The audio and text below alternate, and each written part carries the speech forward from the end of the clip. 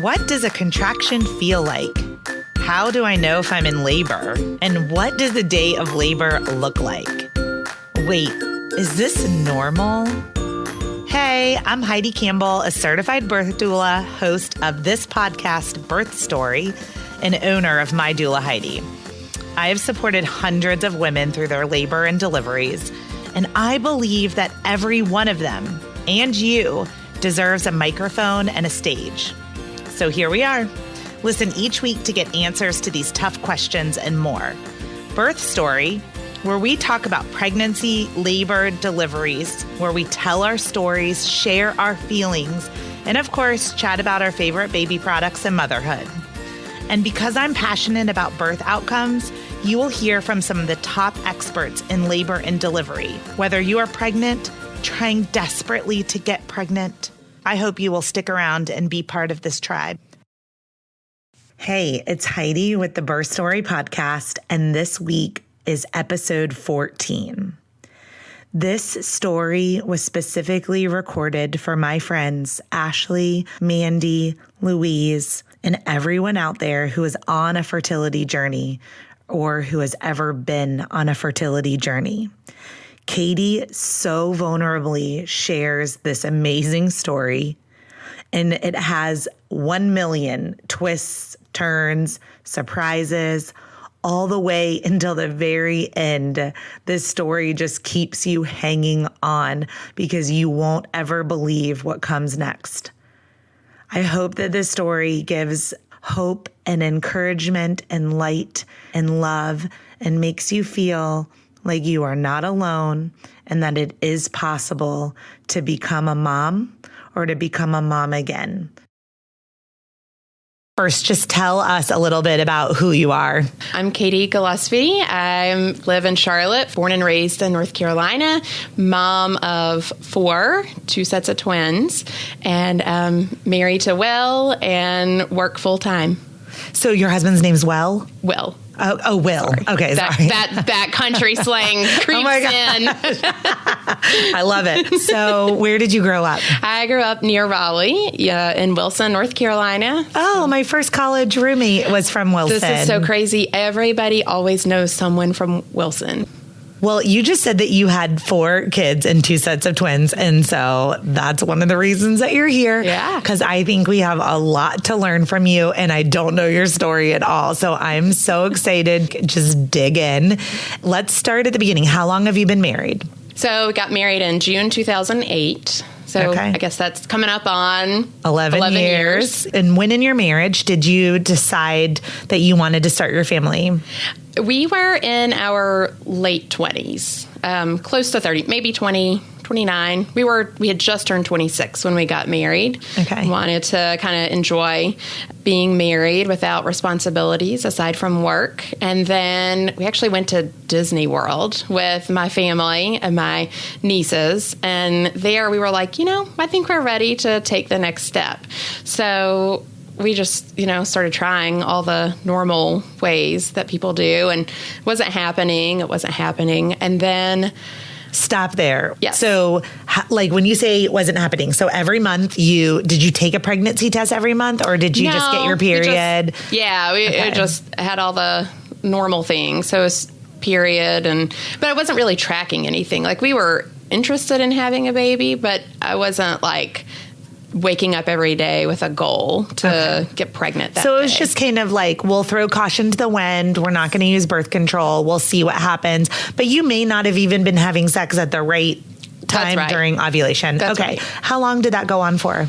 Probably maybe a couple years. And then I'm probably going to forget the order of events a little bit, but I talked to him. I can't remember if I had a miscarriage first and then I talked to my doctor about what to do, or if I was talking to her about needing some help and she started me on clomed. And then if after that is when I got pregnant and had a miscarriage. But it was mom of 4, 2 sets of twins. You don't need to know the details, it's girl. So crazy how going through it felt like that was just always on my mind. And I never imagined I'd get to a point in time where those details would become fuzzy, but it really has. But here you are. Here I am. So the first thing you said that just kind of jumps out at me is you were like a couple of years.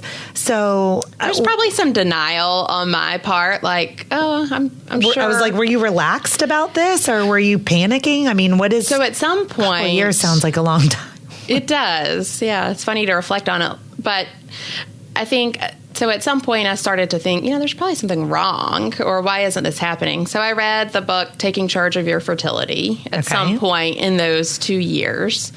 And that was such an eye-opening book for me. And as I was reading it, I was like, why didn't I read this when I was in high school, when I was in college? Like so many different times, it would have helped me understand what hormones do what and why I act cranky certain times of the month and everything about cervical mucus. I mean, everything you can imagine, it's in there. I really felt like I could almost be an OBGYN after I read it. So, okay, I'm so excited. This is a big shout out to this book, and we're going to link to it. Okay. At the end. So you started, who gave you, do you remember how you got the book? I think I read about it online. A friend had used it. And so I ordered it because I was like, I'm just going to try to figure this out myself. Yeah.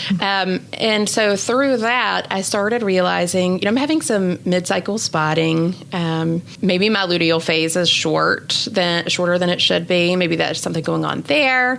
My doctor had tested my hormones, just standard blood work. Everything was normal. Okay. And then I wondered, well, maybe I have polycystic ovarian syndrome. I thought maybe I had some of the symptoms, but all my labs came back totally fine for that too. Let me pause right there. Because whenever I talk to moms that are dealing with fertility, all I hear is, this could be wrong with me. This could be wrong with me. This could be wrong with me. Like at any point were you like, something could be wrong with him?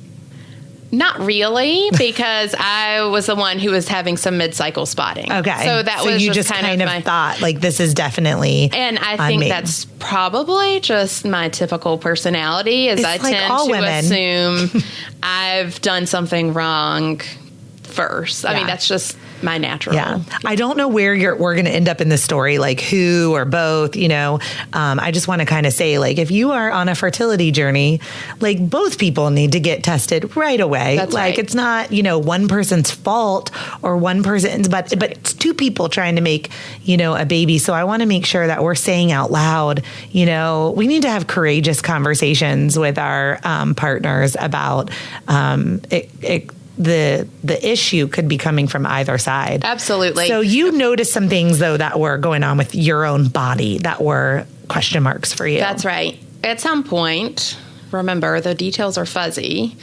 I talked to my doctor, tried clomed for 3 months. What was that like? Every day I wondered, will I have twins from this? Like, that was my thought. I was like, well, I think I might have increased risk for twins. Maybe this will work. And then it didn't. Maybe it was after that. I did get pregnant. My husband and I were at the beach and we had a good time. And then I wasn't getting a period and took a test and it was positive.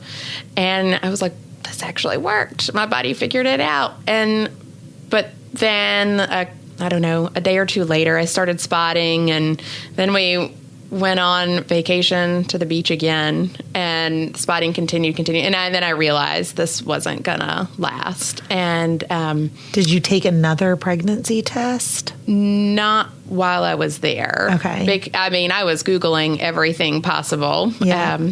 And because I just want to say that if anyone's listening, just because you are pregnant and you're spotting does not mean you're miscarrying. It can mean that you're miscarrying. But if anyone's pregnant and they're spotting right now, I just don't want everyone to get scared that it's definitely a miscarriage. It can be many, many things, including implantation, bleeding.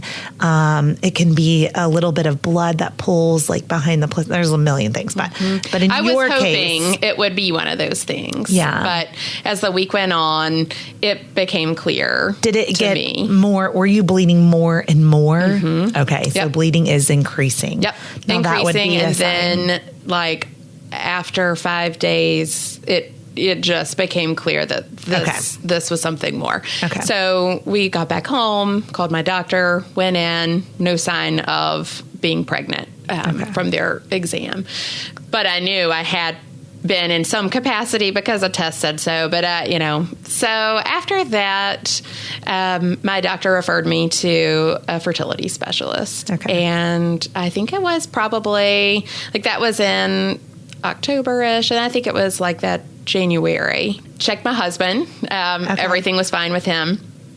Some of my lab work showed that maybe I wasn't producing enough eggs, right? There was some number. You're the expert. You might know all this data better than me. Well, let me just pause right here because I actually want to take this a little bit slower. Yeah. There are going to be a lot of people that are listening right now that are where you were in those couple of years, right? Where they're I'm not getting pregnant.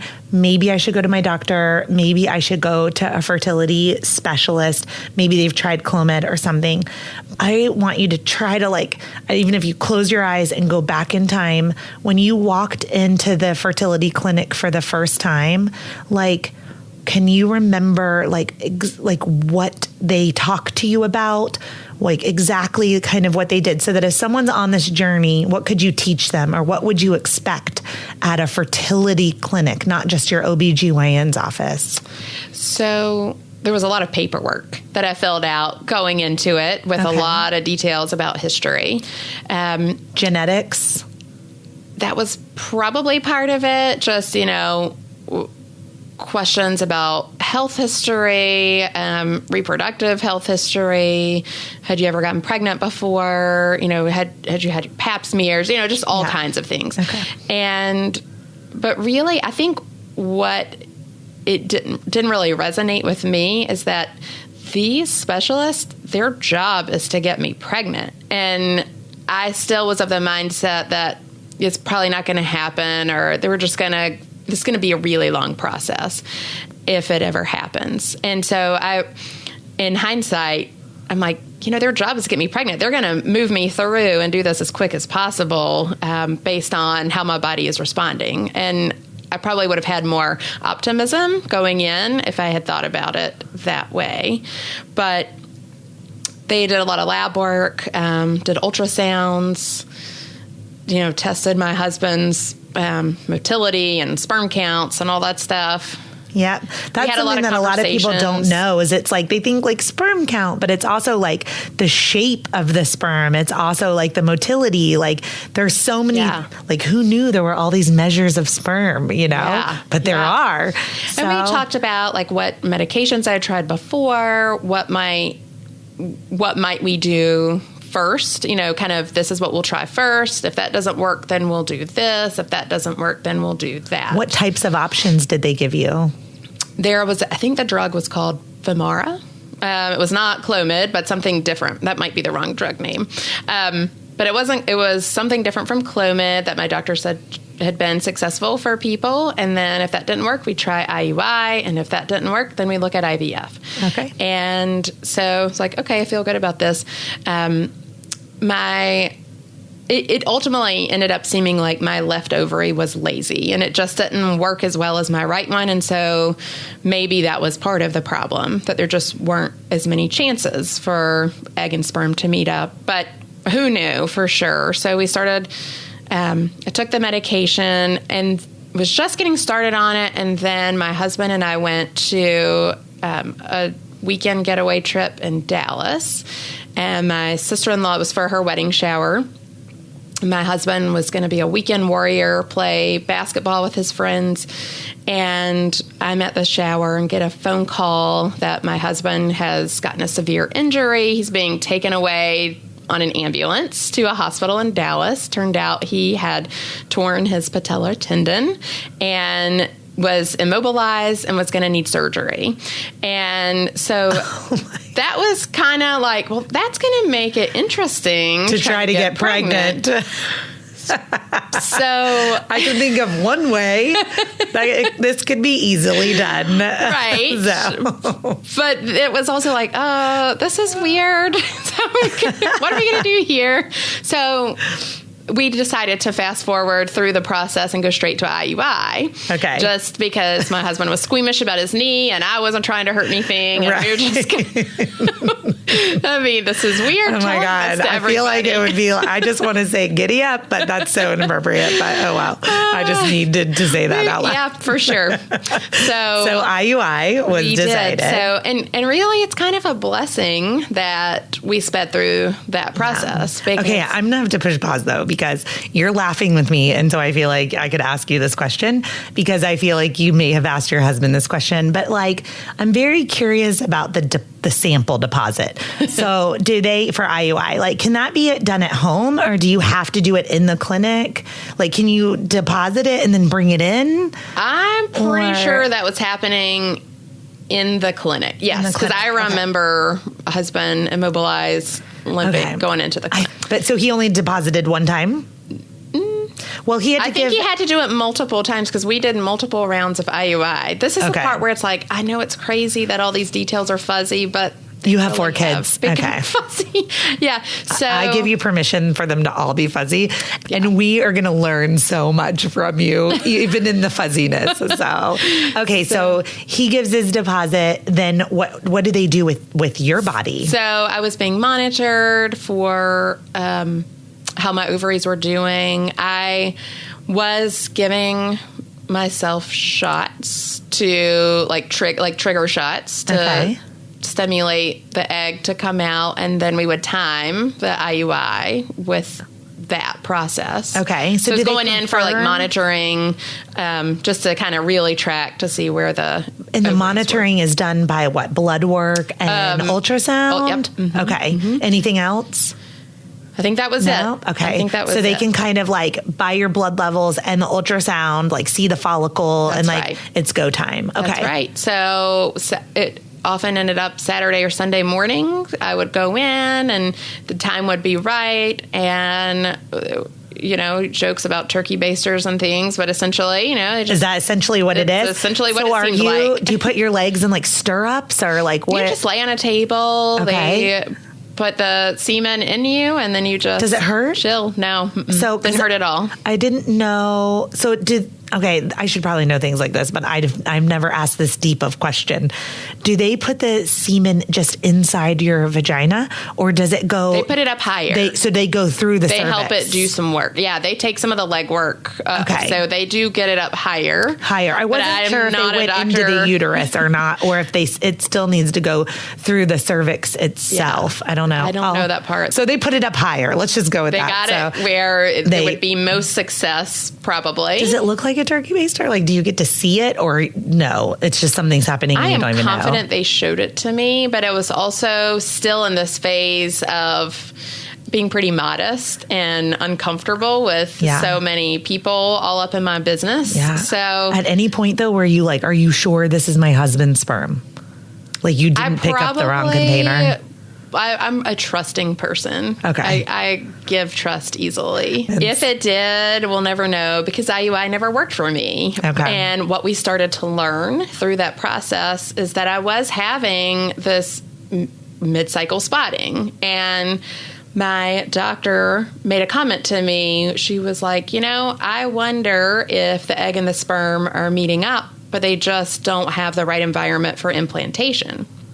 So let's do an endometrial biopsy. Okay. So you were having maybe many miscarriages. Exactly. Interesting. And just didn't know. Yeah. So they end up, you want to talk about pain. Endometrial biopsy is something that I was not prepared for how much that would hurt. And the pain didn't last long, but you just imagine a knife just kind of digging into you for a moment. So it's done vaginally and then they go through the cervix? Yes. Okay. And they take tissue from your endometrial lining. Yeah. And anytime we dilate the cervix, it hurts. I mean, think about your cervix opening to have a baby or your cervix opening. I don't know if you've ever had an IUD or anybody, anyone who's listening has had an IUD. That can also be uncomfortable. Think about like just a long pap smear when they go through. And then maybe just an extra little knife stuck in there for this endometrial biopsy. And then grabbing tissue. Yeah. So that was the kind of thing I kind of wanted to fall off the table over. So, and they don't give you any pain medication? They just like take ibuprofen or something, you know? So I was like, oh, okay. If you need to take ibuprofen, you might want to take more than you would normally. So that was shipped off to a research facility, and then we waited for the results. And at that point in time, figured probably going to have to do IVF because IUI had not worked. So started wrapping my brain around that.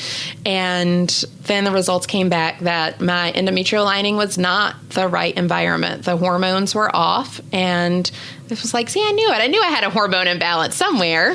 Perfect. So you had an answer. Yeah. So I got an answer. And so we went through... With that information, we went through an IVF process, like a protocol to test it out and see how would it work. The traditional protocol did not give me the right hormone balance. So this means I did have more endometrial biopsies to test that. So I didn't ask for Valium. It didn't even occur to me. I should think more about these medications. I don't even know if that they would do that. I was know. I just threw that out there, but I was like, at least this time I knew what to expect. So that didn't work. So what my doctor did was put me basically in menopause.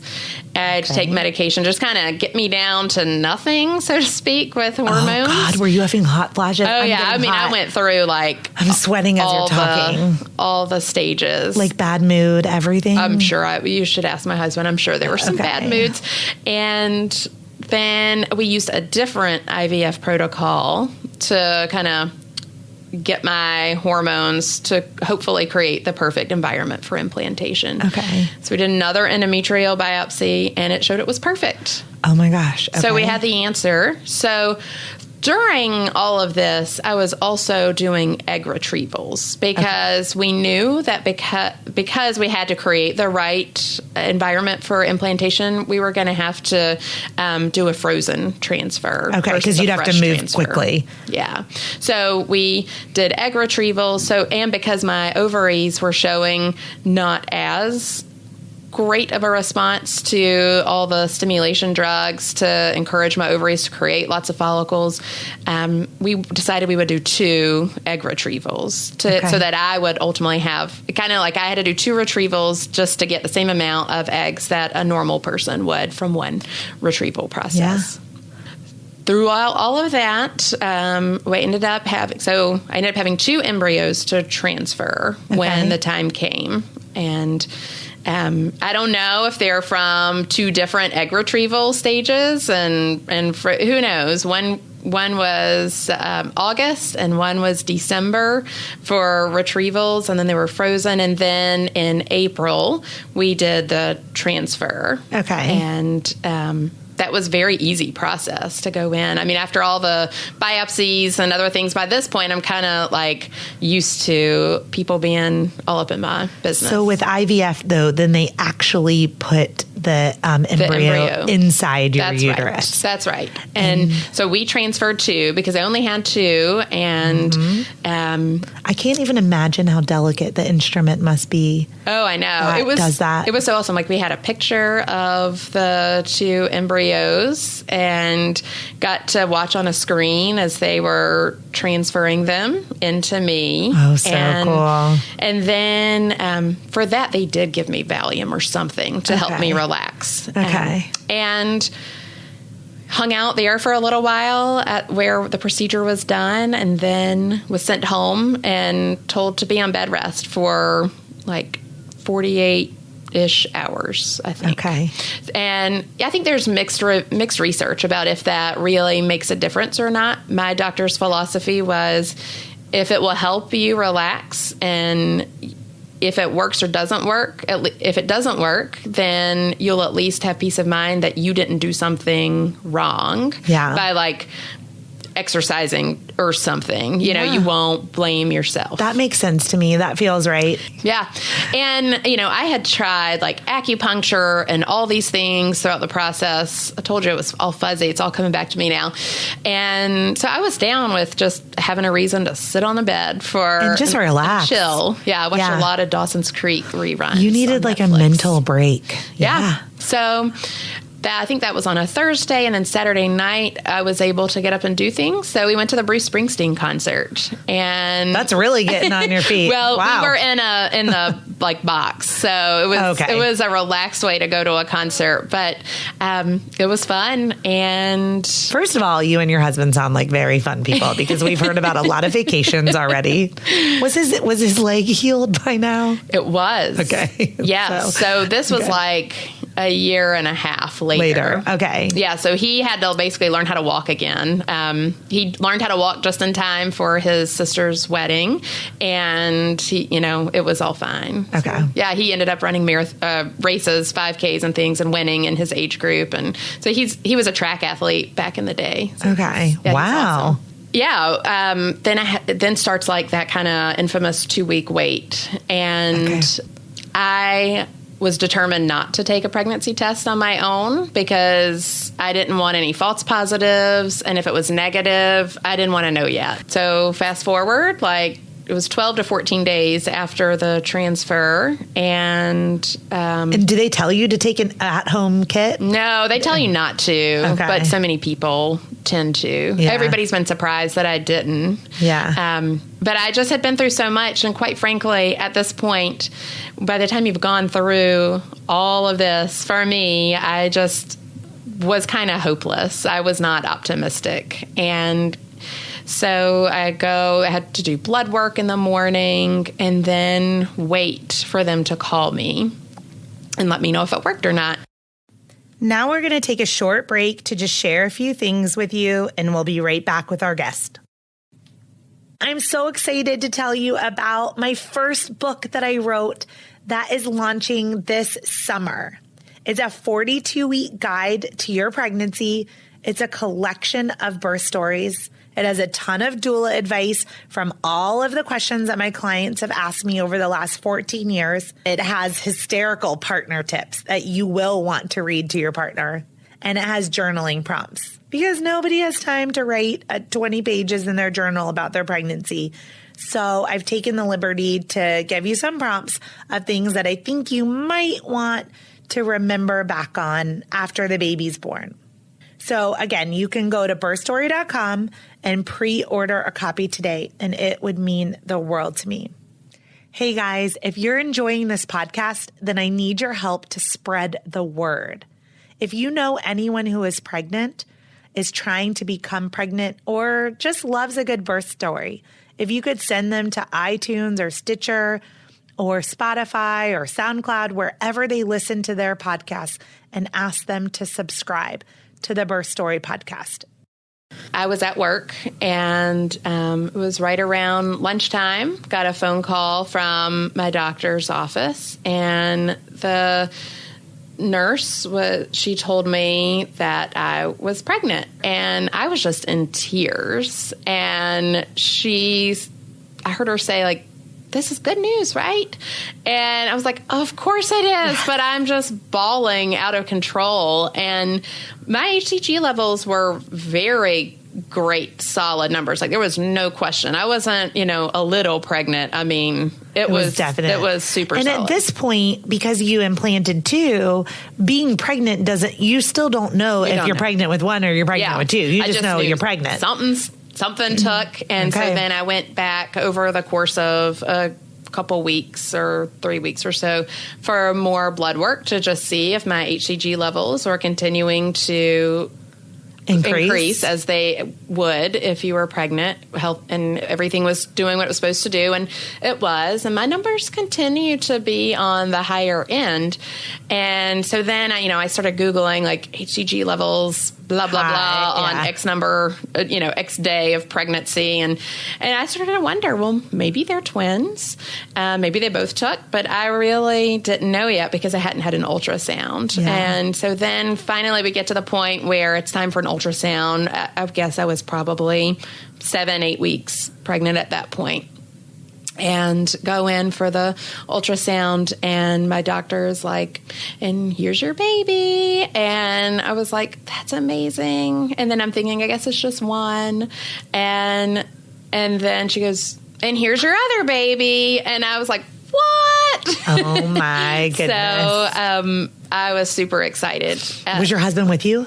Yes. Okay. Yeah, Awesome. he was okay. with me. So you guys are just like flipping out. Yeah. I mean, because it's been now what, a 4-year journey? Probably. Yeah. I mean, that it just makes me want to hold 31 at that point. So it had been a while. Yeah. And we had been very open with our family about what we were going through. That was important to me. I needed that support. And so we just immediately called them and told them it was twins. Yeah. And so there was none of that like big reveal to any of our friends or our family. And some of our friends knew what we were going through.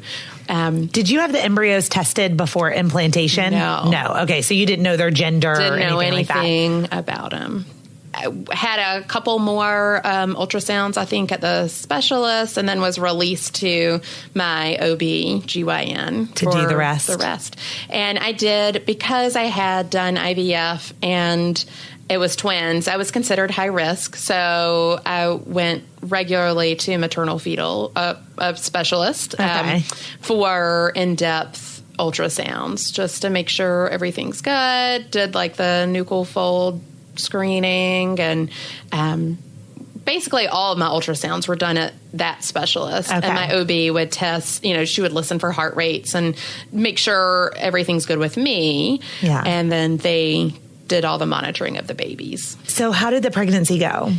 I was super anxious during that pregnancy. And I really, in hindsight, I'm like, I probably should have been on something for anxiety if that would have been okay. I never talked to my doctor about it because I didn't realize how anxious I was until after I delivered and had postpartum anxiety. And then I really reflected on this was going on the entire pregnancy. Yeah. And for so many women, especially with first-time babies, this is very normal. Yeah. And when you have it, when you're pregnant, it typically does not go away at delivery. So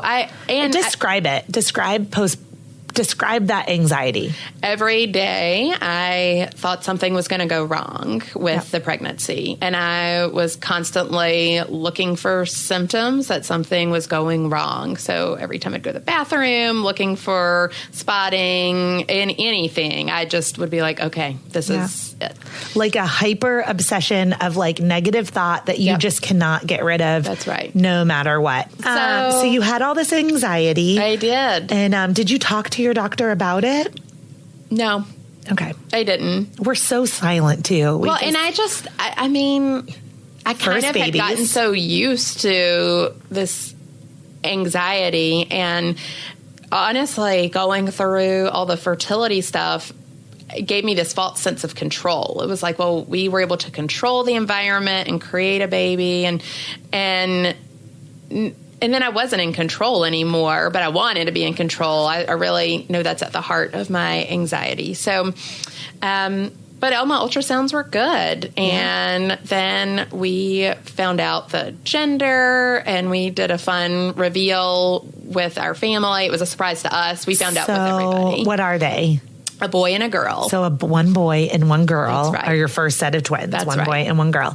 Okay, so you did a reveal. Yep. And it was like the greatest day of my life, finding out that I had a boy and a girl. I'm sure it would have been the greatest day of my life if it was 2 boys or 2 girls, but it was just so amazing. And it made it feel more real.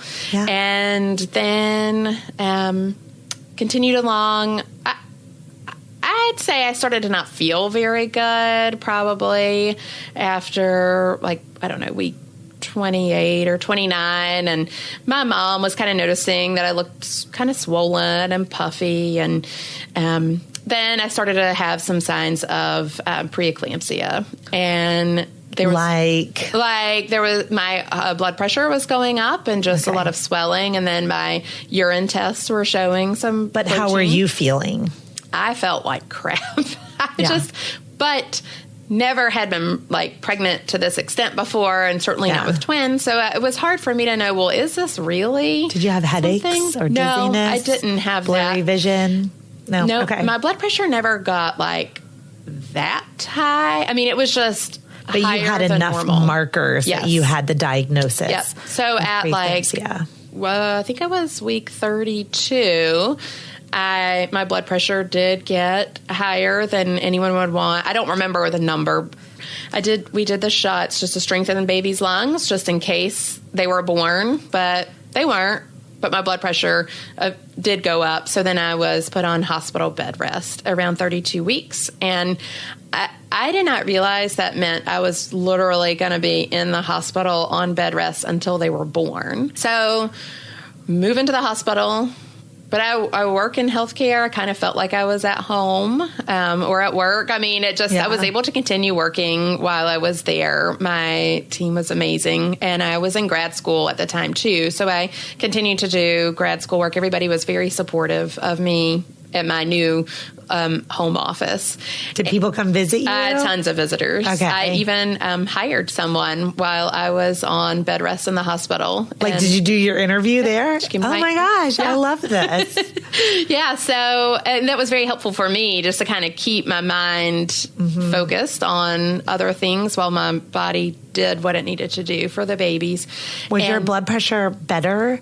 It was. Sitting and resting? I mean, it was still never like down, but it wasn't in a like super scary. I don't think I ever got like magnesium or anything like that. So real quick though, did they come and take your blood pressure like every 30 minutes or like, did they mostly just leave you alone on bed rest? Yeah, it was just the standard, I want to say probably 4 to 6 times a day. I don't remember, but just at shift changes and then periods in between throughout the day. So. And then like what, blood work and urine too?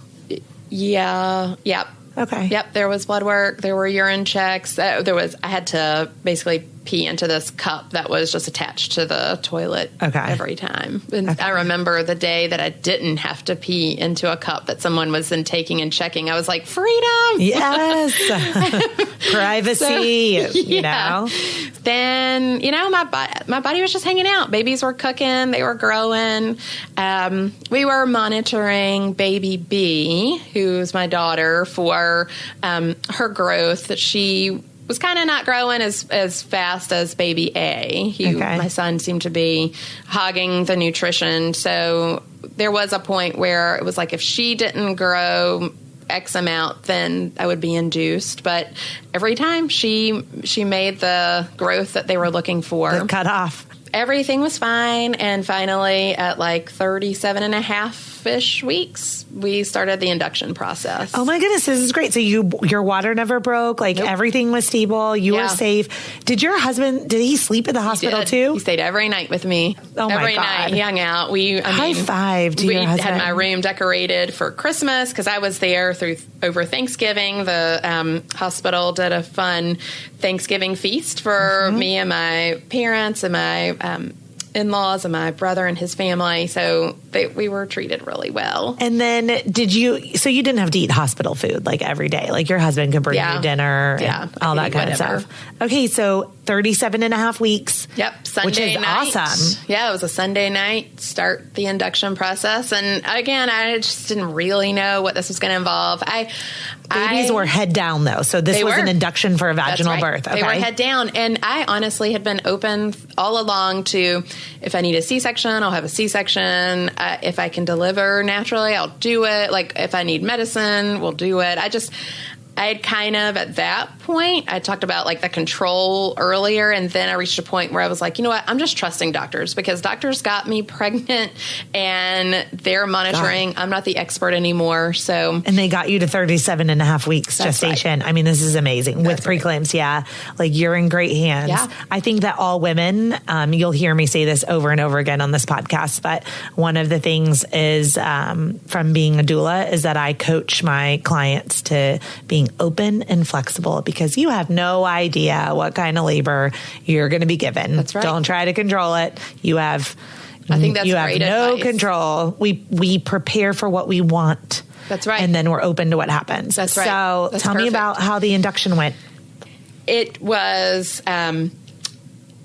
hard. I mean, there were parts that were painful. I didn't know what to expect, really. I had an amazing labor and delivery nurse who was just so caring, and she did an amazing job of helping me kind of through the stages.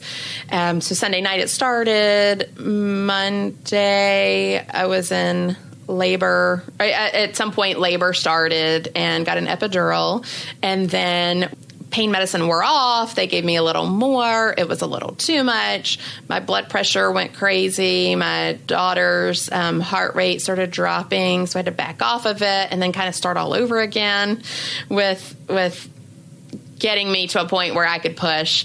So finally at like 2 a.m. Tuesday morning, after this started Sunday night, I was to a point where it was time to push. And so...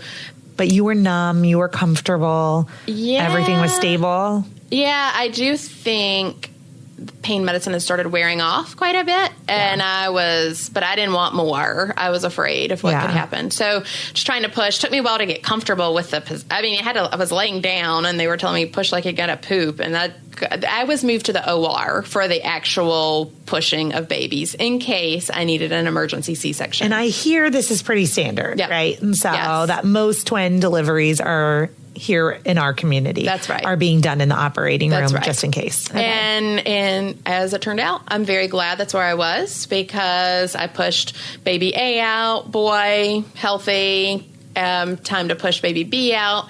Doctor thought it was going to be a few more minutes, and actually I was just like, I got to push now. Baby B came flying out. My husband said it looked like Dr. Cotter, almost like football. I'm sure it wasn't that dramatic, but it's fun to think about that way. And then things went bad. So pause for a second. What were their times of delivery? How far apart were they? They were 15 minutes apart. 15 minutes. Okay. So that is pretty fast to push one baby out and then push another baby out. Yeah. Okay. And then I felt a lot of fluid coming out of me, and I thought I was peeing on myself, and my doctor's face told me a very different story, and I was hemorrhaging. Okay. And that's when things got really traumatic for me. And I was very glad that I was in an OR. It was just like suddenly a just huge team of people descended upon me and started trying to fix everything. But I lost a lot of blood. How were you feeling? Were you like, I need to vomit, I'm going to pass out? I was so scared. I was laying there on the OR table just looking straight up. And because I work in healthcare, I do work with a lot of these people who are now, in my opinion, working to save my life, is how it felt. And I just kept telling myself, do not die, do not die. You did not go through all this just to have it end this way. And I just kept giving myself a pep talk, and things are going in and out. Things would get dark. I would feel like I was going to pass out, and then I would like force my eyes open again. And I don't know how much time lapsed, but I remember my doctor saying, I feel a mass. I feel a mass. Has anybody ever told you you have like a heart-shaped uterus or anything? And no one had told me that. In fact, when I started my fertility journey, one of the first procedures I had was to just like examine your uterus and make sure your tubes are open. And that doctor had said, your uterus is perfect. It's beautiful. And so I actually told her that while all this is going on. I was like, no, they told me I have a perfect, beautiful uterus. And so I guess my doctor took a sampling of this mass that she felt and sent it off to pathology. Luckily, I got stabilized. There was a balloon in me to stop the hemorrhaging. And I was moved to... Did you have a blood transfusion? Yes. Okay. Yeah. I lost a lot of blood. I received a lot of blood. Okay. And I don't remember the exact amounts, but it was a lot. And so I went to the OR for recovery, and meanwhile, I'm not seeing my babies. I'm like, I just had 2 babies. Is your husband with them? My husband is with them, and he also really didn't know what was going on with me. He was first-time dad by himself with 2 babies. Our families were there in waiting rooms, and they started to, wonder, what's going on? They were had ears up to rooms trying to hear if they could hear baby cries and stuff. So there was a lot of worry for a lot of people. Finally, my husband came in to the OR. He was allowed to right before I was taken away. My doctor told him kind of what had happened, that I was stable. I was moved to a recovery room. And in the PACU, in a surgical area, even though I hadn't had surgery at this point. And I had my own team of people who were monitoring me while we waited for the results to come back from pathology of this tissue or whatever they had taken from me. My doctor came in and told me the results, and she said, it's uterus tissue. You have a partially inverted uterus, and that's, I guess, related to the hemorrhage. And so were you how does that happen? I know. Yeah. I mean, in hindsight, I think it was related to twin pregnancy. I was at higher risk for hemorrhage and this inverted uterus because of a long labor, all the drugs I'd been given for an induction. So hindsight, it's I was at really high risk for this. But so now we know. So now we have to figure out how to fix it. And one of the maternal fetal specialist doctors that had taken care of me, he came in with one of the other OBs that had also been taking care of me. They had researched a non-surgical way to fix this, but neither had ever done it before. And so the specialist is teaching the OB over me how to do this. And I've got this balloon in me, so they are going to use saline that they put in through the balloon and use pressure to revert my uterus back to the way it should be. Okay. And I couldn't have pain medicine for it because I needed to be of sane mind, I guess, in case I needed to have an emergency hysterectomy. I needed to be able to sign off on that. So I'm laying on the table. It's kind of like the equivalent of shoving a 3-pound baby back up in you. Okay. The worst pain of your life. It is the worst pain I have ever felt in my life. But I work with these people, and so I was trying to be really professional and positive, and I was just laying on the bed going, guys, this hurts really bad. Guys, wanting to fall off the table in pain, but they were watching on the ultrasound, seeing that it was working. And they were like, but this is working. And then as soon as they saw that it was working and I wasn't going to have a hysterectomy, nurse shot up some Dilaudid in my IV. And I was and you were like, thank you.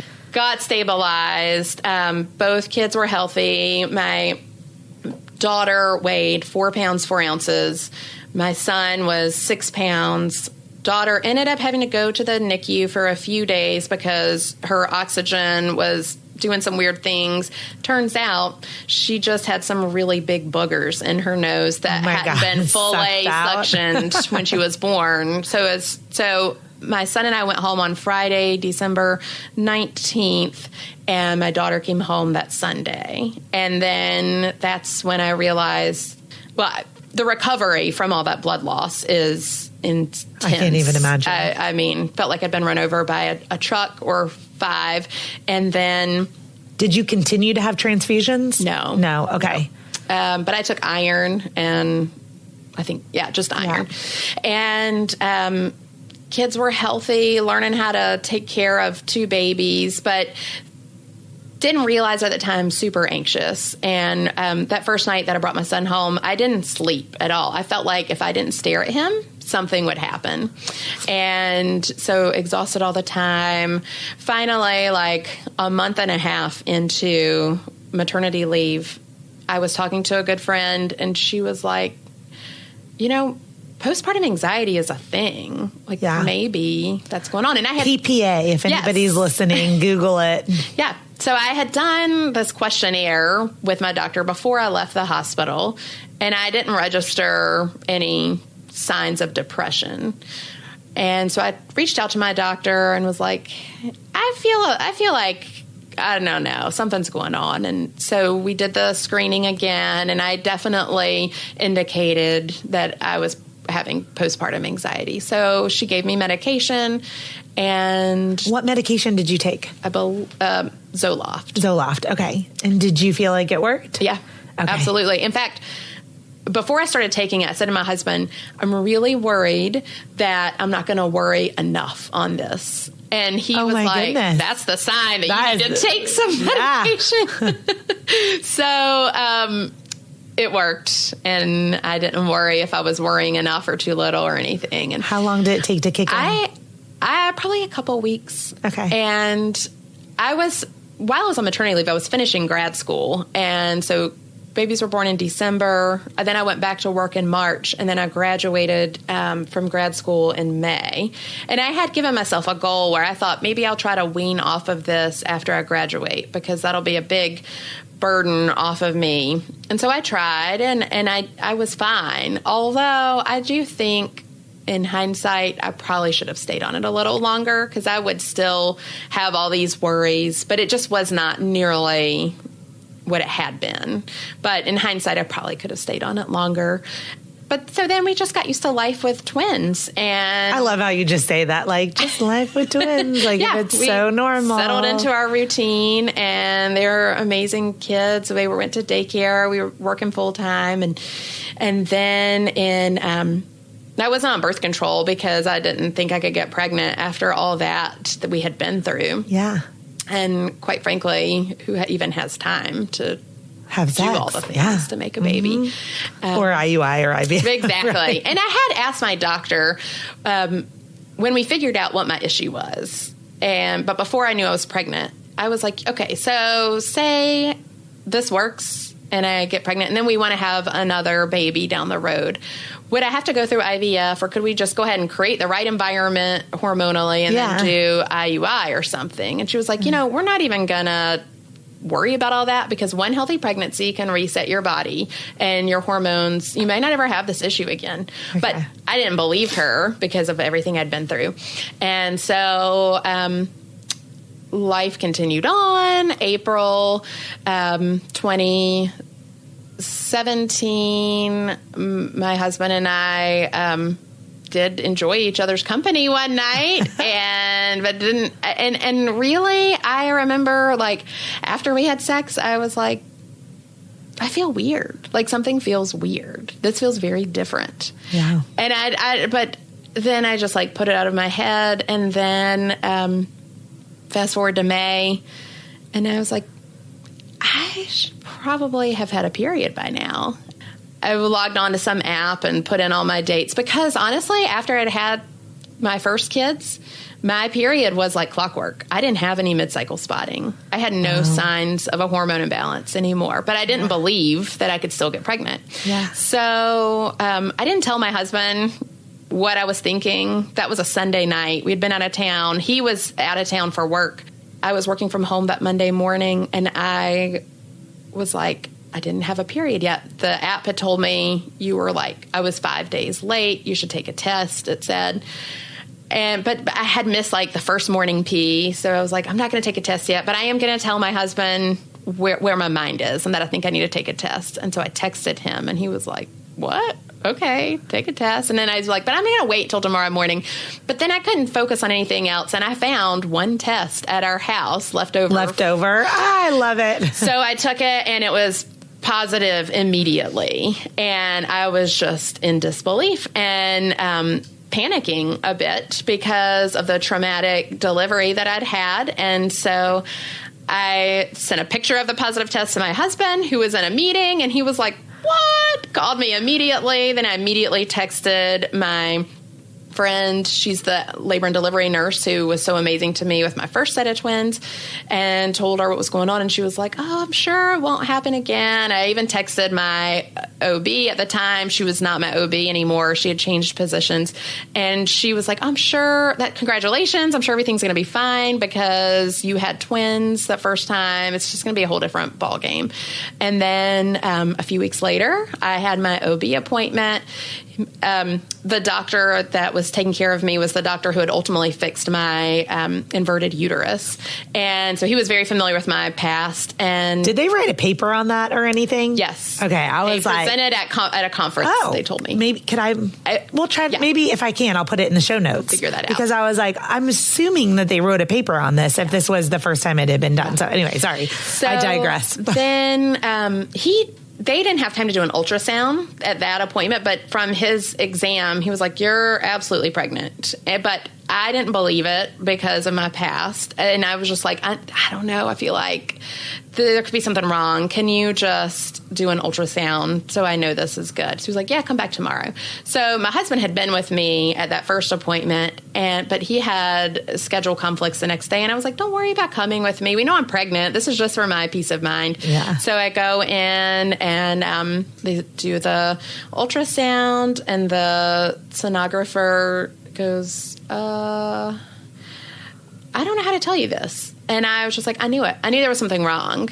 And she said, there are 2 babies. And once again, almost fell off the table. Yes. I destroyed my life, about to fall off the table. And how old were your twins? They were not quite 2.5. Oh my gosh. Everybody that's listening, just hug Katie. Hug her. Were they identical? Were they fraternal? They appeared to be identical from what she could tell. Which is a miracle. Yeah. And so rare. And nothing, we don't know how that happened, but all I could think was, I knew I felt different that night, a couple months ago. So 1 million people, probably more than that, but it is so common for women to feel conception. Many women feel conception. You felt it. It's amazing. Yeah. I had never felt it before. Yeah. So many women will tell you they feel like they just feel weird. They feel electricity. Their whole entire body feels different. Yeah. And they can feel conception. Well, I felt it. Yeah. And now I have an ultrasound to prove that embryo divided. Wow. And there were 2 heartbeats. And my doctor, I immediately said, can you get the doctor?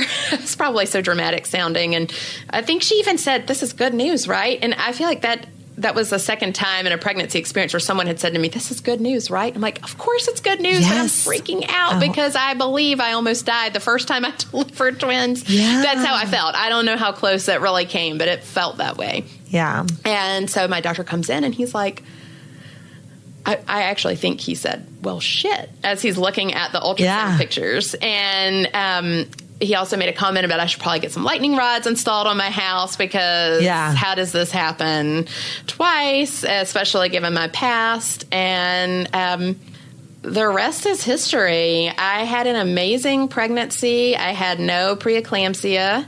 I felt great. I did have some cervical shortening at one point. I was back with my same maternal fetal specialist, and they were the same doctor who had helped fix the uterus. He was my primary one doing all my ultrasounds. My uterus somehow magically lengthened back out, and then we just quit measuring it because who cared anymore? And we did go back and forth a lot, like, how will I deliver?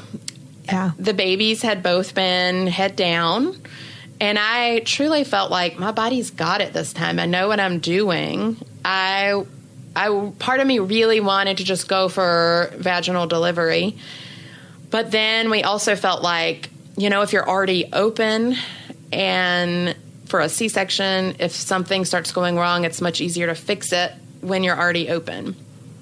I was just torn the whole time, but we decided let's schedule a C-section for 36 weeks.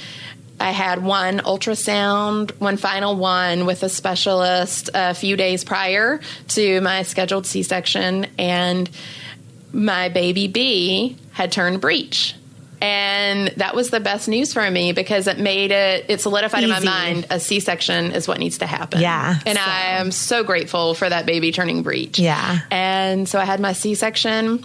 I didn't really know what to expect out of this. I was mourning the end of my pregnancy because it had felt really good. I did reach a point where I was uncomfortable and knew the girls needed to come on out. So 2 identical twin girls. Yeah. Okay. Yep.